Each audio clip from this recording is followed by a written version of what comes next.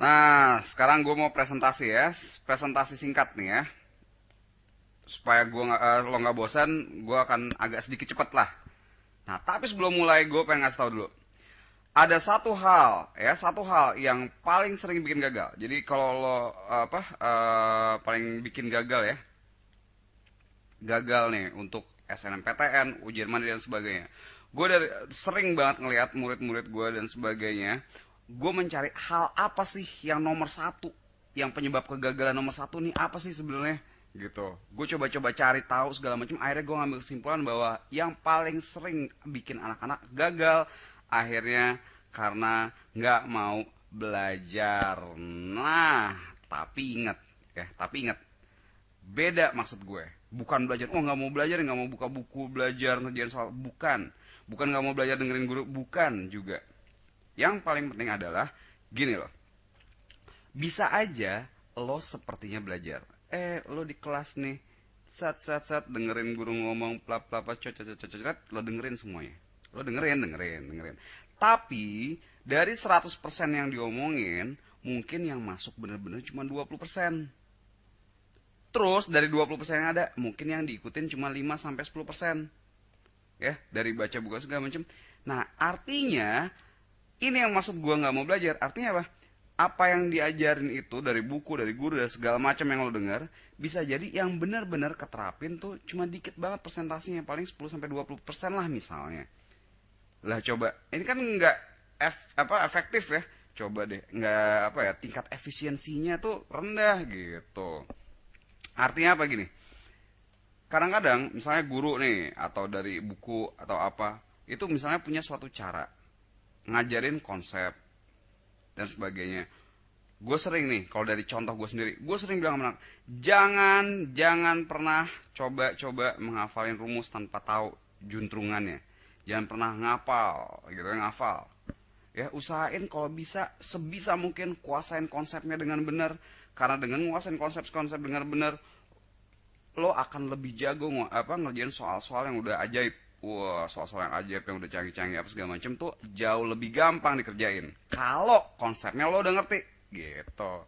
Nah, masalahnya kebanyakan anak-anak apaan sih ngajarin konsep, ya udahlah rumusnya gitu ya udah hafal aja gitu. Aduh, ini apa lagi nih. Nah, jadi karena hal ini ya, banyak gue udah berulang-ulang nekanin tetap aja ngafal juga. Akhirnya inilah yang gue bilang nggak mau belajar. Kenapa? Karena gini sifatnya. Biasanya tuh anak-anak, oh ya udah punya sesuatu yang udah di dalam diri lo, udah biasa punya habits atau punya kebiasaan yang kayak gitu. Kebiasaan ngerjain soal caranya gini, ya rumusnya hafalin aja udah, set, cara belajar gitu. Kebiasaannya seperti itu. Akhirnya kalau ada suatu hal-hal baru yang baru-baru terus masuk, berusaha dimasukin tapi ya nggak masuk karena ada kebiasaannya, udah ya udahlah gini aja gitu. Itu loh maksud gue nggak mau belajar. Karena kenapa? Ya emang susah untuk ngubah kebiasaan baru tuh, untuk ngubah kebiasaan, cari kebiasaan baru, emang agak repot men. Jadi ya, jadi memang itulah masalah utamanya. Diajarin jadi ya nggak masuk. Kenapa? Karena ada kebiasaannya. Nggak mau ngelihat hal-hal yang baru. Ya, cenderungnya ya males lah mikir-mikir sendiri. Ya, menurut gue bener kok kayak gini. Wah, itu dia sumbernya. Contoh nih, gue langsung ngasih contoh. Anak-anak kalau gue bilang, ayo kita belajar persamaan kuadrat, ada hal penting konsep yang perlu gue sampaikan. Persamaan kuadrat, banyak kan mikir, apaan sih, gampang lah persamaan kuadrat ya gitu-gitu aja, apa sih gitu kan. Nih, contoh misalnya, gue ngasih soal x kuadrat min 3x plus 1 sama dengan 0. Akar-akarnya alfa dan beta misalnya. Kalau gue tanya cuman alfa kuadrat tambah beta kuadrat, ngafalin rumus mah bisa. Oh, ini bisa sama dengan alfa ditambah beta dikuadratin dikurang 2 alfa kali beta. Alfa tambah beta dalam persamaan kuadrat berarti kan min b per a dikuadratin gitu kan. Ya nggak? Kalau alfa tambah beta min b per a kuadratin. Alfa kali beta berarti apa? C per a. Berarti kali C per a. Oh ya udah, kita tinggal cari min b-nya. Oh, b-nya min 3, berarti b-nya min b-nya berarti 3, a-nya 1 kuadrat. 2 kali C per A, C-nya 1, A-nya 1. Oh, 1. Hajar 3 kuadrat 9 dikurang 2 sama dengan 7. Gampang. Kalau gini doang soalnya. Tapi apa bakal soalnya kayak gini? Ya kagak lah. Kenapa?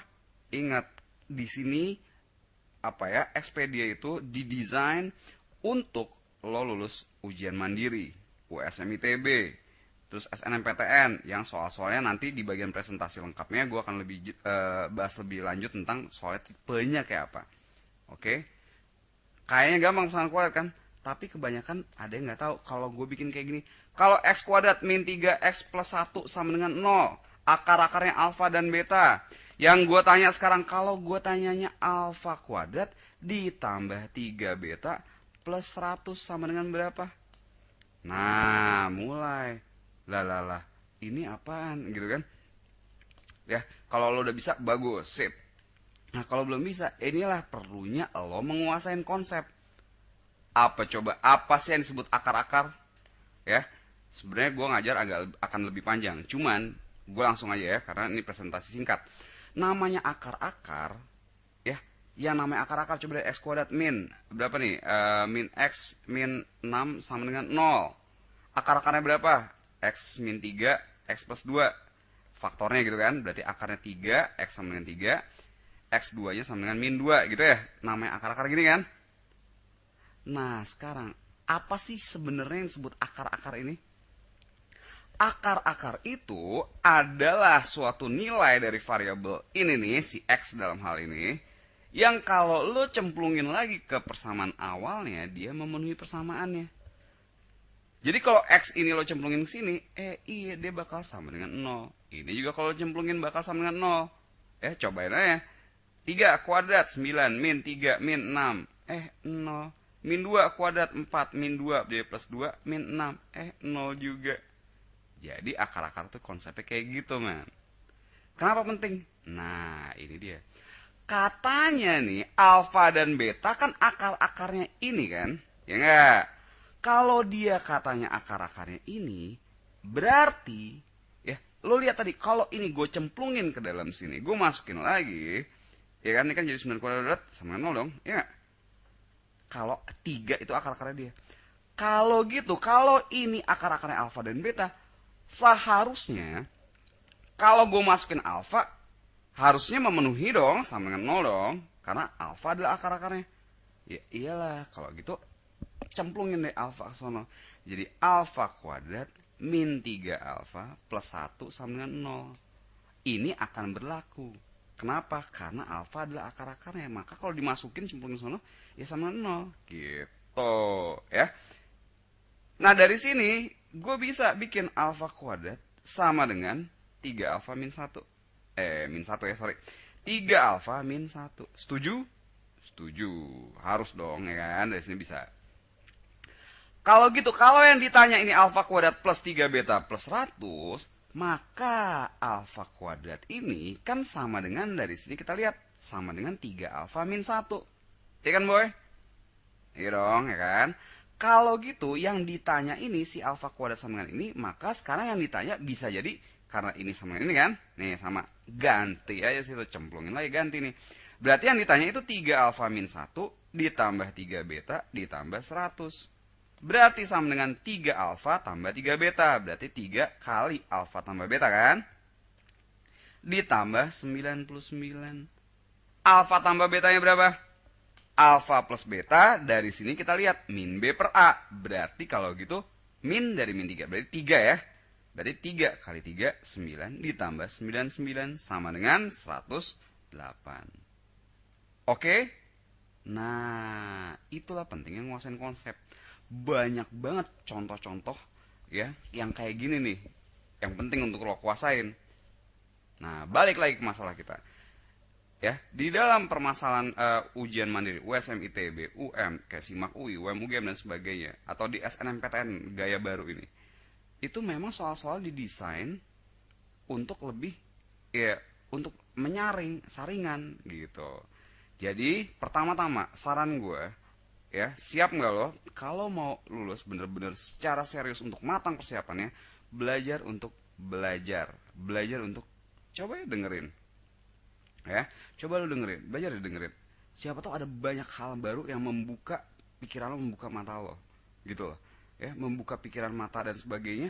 Akhirnya mungkin lo dapetin cara-cara yang lebih efisien, cara-cara yang lebih efektif kalau lo nih ada definisi tentang insanity. Nih ya. Ada yang bilang definisi dari kegilaan atau insanity adalah mencoba hal yang sama berulang-ulang kali, mencoba hal yang sama berulang-ulang kali dan mengharapkan hasil yang beda. Nah, ini dia nih masalah ini. Banyak murid-murid gue yang wah udah belajar gini-gini gitu tapi hasilnya sama-sama aja. Ingat, belum tentu belajar itu caranya lo bener, belum tentu. Sorry, tapi ya inilah fakta yang harus, ya kadang-kadang fakta tuh menyakitkan, tapi sekerasnya lo belajar, kalau belajarnya salah, bisa jadi salah. Gitu kan, hasilnya jelek. Makanya, coba belajar ya, dengerin, kemudian belajar hal-hal yang baru, siapa tahu ada hal yang bisa membuat makin efektif. Oke?